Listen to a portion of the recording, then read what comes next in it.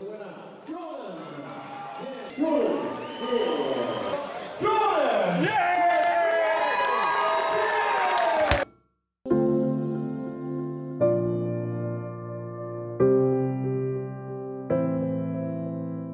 ultimate goal is to be world champion.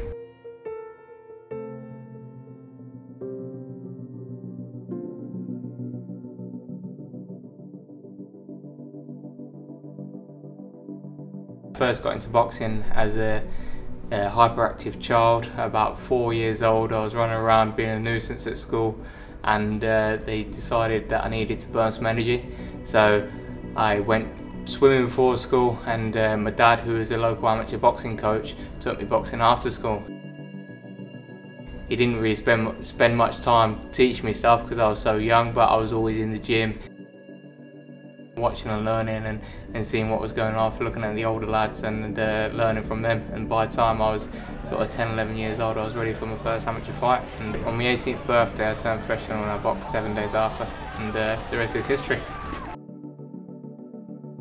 With Dave Coldwell now, we've been together about 18-20 months. We've had 6 fights, 6 wins.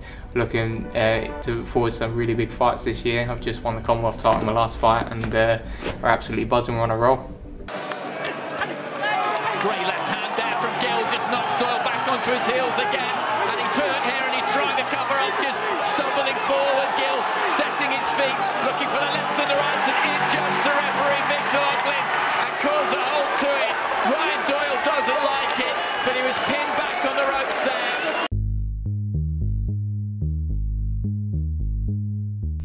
I'm David Coldwell.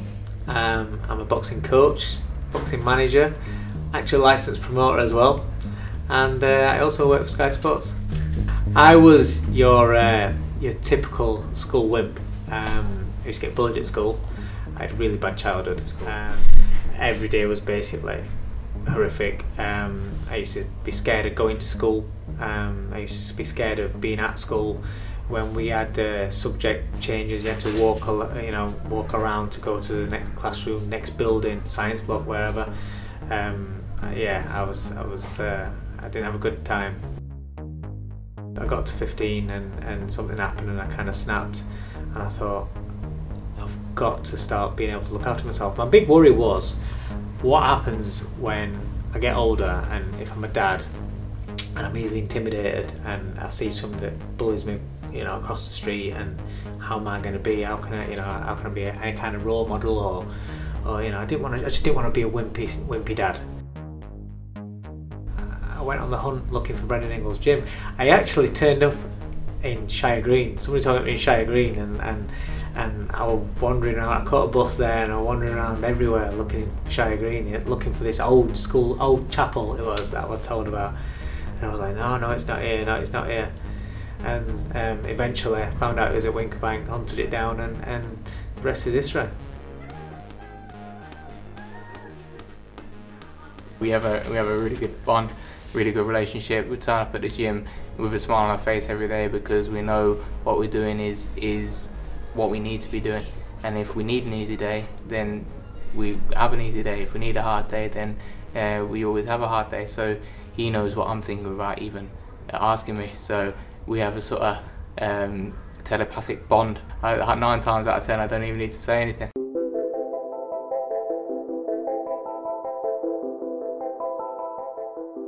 Nothing worth having comes easy, and that's the mindset you have to have. I'm lucky to have a really good team down at Boxing Science at Sheffield Hallam University. Danny Wilson, Tommy Monday, Alan Ruddock, they look after me down there, and we try our best to cover all angles. I'll be seeing a chiropractor, say 3 times a week. I'll be make sure that I'm with a physiotherapist to get a sports massage twice a week. We're doing all sorts of mobility and stretching before and after training.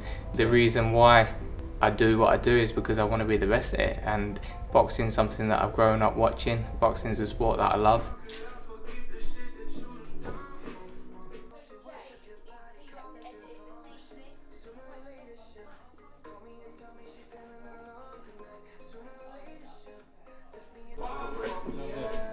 Oh, there's all sorts of challenges that you face in camp, whether it's injuries or sometimes you get ill. Tell you what, Done. You're not right today. You know when you're sick, you're stressing all your system, all your body. Now, sometimes if it's just a quick, pure cold, you're alright and then you feel great. Bellew used to sometimes be sick and then just carry on training if he's had something or whatever. But other times it's like looking at you in your face, you can see that you're not right. Sorry lads. This is. I was alright when I woke up. Do you know what? This is kind of like, you know, he ain't called in sick. He's coming to training and he's been sick earlier on today. I didn't know that until he got here. You've picked a good day because 18 months I've been in this gym. I think it's my first sick day. It is. It's bound to happen. You're only human at the end of the day. Even though people watch you on telly and in these big fights, they think that you're superhuman. You're not. Everyone's human.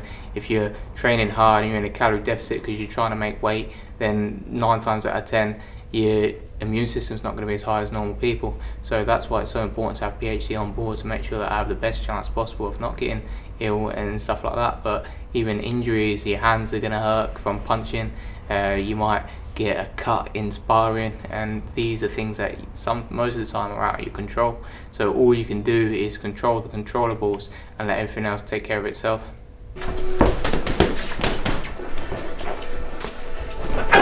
All that he's lacking is experience.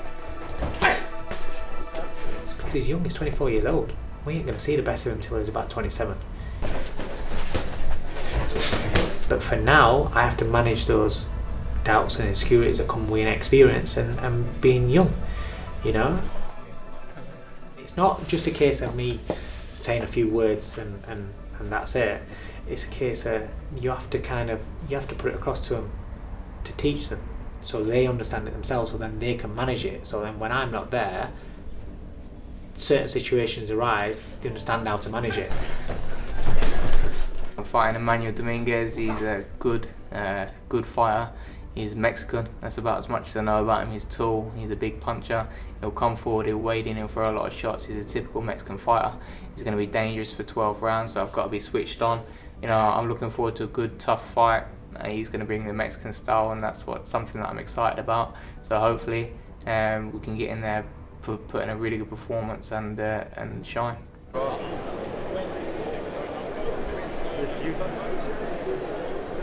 Everybody dreams of growing up and being a professional fighter and headlining their own show live on Sky Sports and being the top of the bill.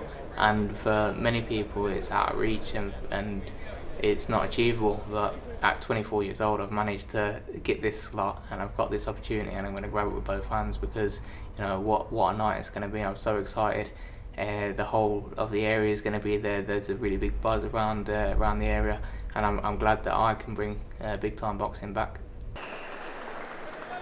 Jordan Gill has a perfect professional record, 22 wins from 22 contests. He's a former Commonwealth Featherweight champion. Jordan Gill weighs in at 8 stone, 13 pounds, 6 ounces. People say, oh, I'll never be world champion. Or, why would you want to limit yourself? So if you say, oh, I really want to be world champion, even then sometimes you're limiting yourself, because if you've won one, why can't you win two? Why can't you go up weight and win one? Why can't you unify? So who knows what the limits are? I'm just going to carry on doing what I'm doing, carry on improving in the gym, and carry on getting better, and we'll see where we get.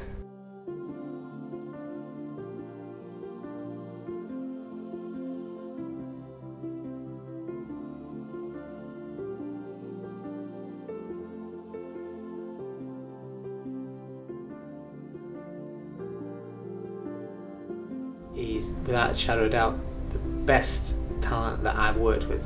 You know, that he's got so much in his locker, and he's got so much more that's there to be brought out of him.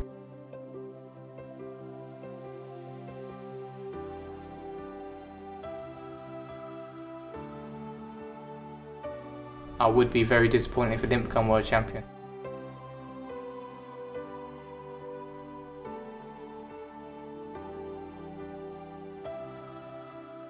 The referee needs to stop this.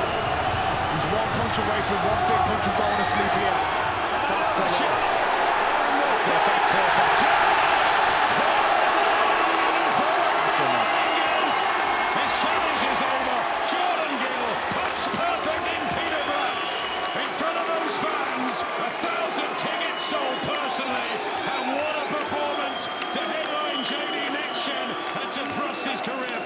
in his father's arms. He's just absolutely fantastic. Ability-wise, he's right up there. I'm telling you now, he's got superstar written all over.